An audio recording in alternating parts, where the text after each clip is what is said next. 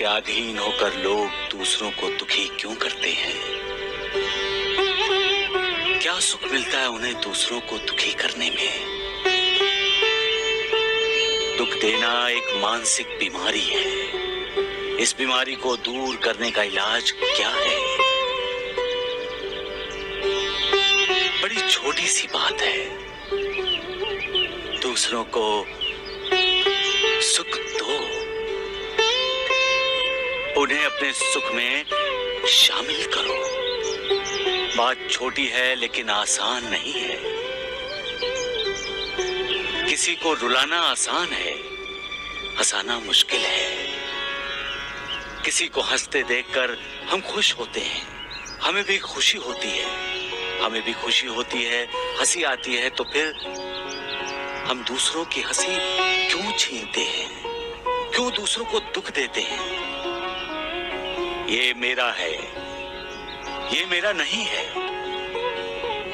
ऐसी भावना ही हमें पक्षपात करने को मजबूर करती है। पक्षपात है तो अन्याय है,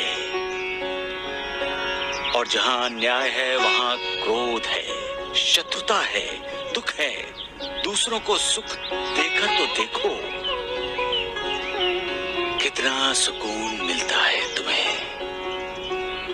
दूसरों को मुस्कुराना सिखाओ, हंसी के फूल खिलाओ उनकी जिंदगी में।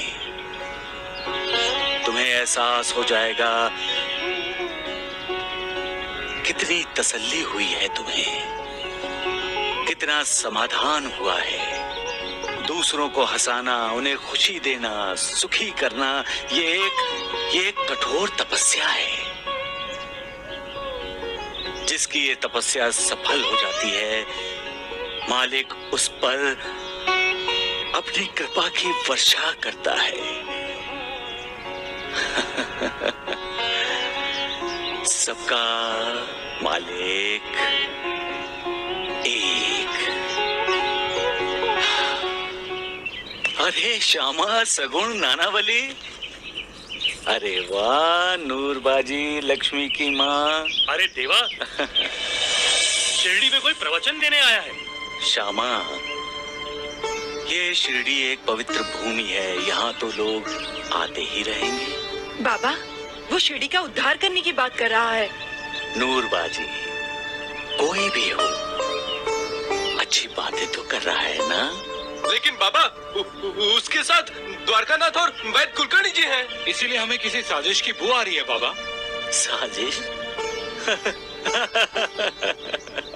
साईं बाबा, अपने आप को ज्ञानी और विद्वान कहलाने वाला ये प्रवचनकारी अगर आपके खिलाफ बातें करेगा तो हम सब बर्दाश्त नहीं करेंगे। सक्कू भाई, किसी के लिए पहले से ही मन बना लेना अच्छी बात नहीं है। लेकिन बाबा, जो अपने आप को ज्ञानी और विद्वान कहलवाता है वो तो अहंकारी होता ही है ना? लक्ष्मी की माँ, उसका प्रवचन सुनने के बाद ही किसी नतीजे पर पहुँचो।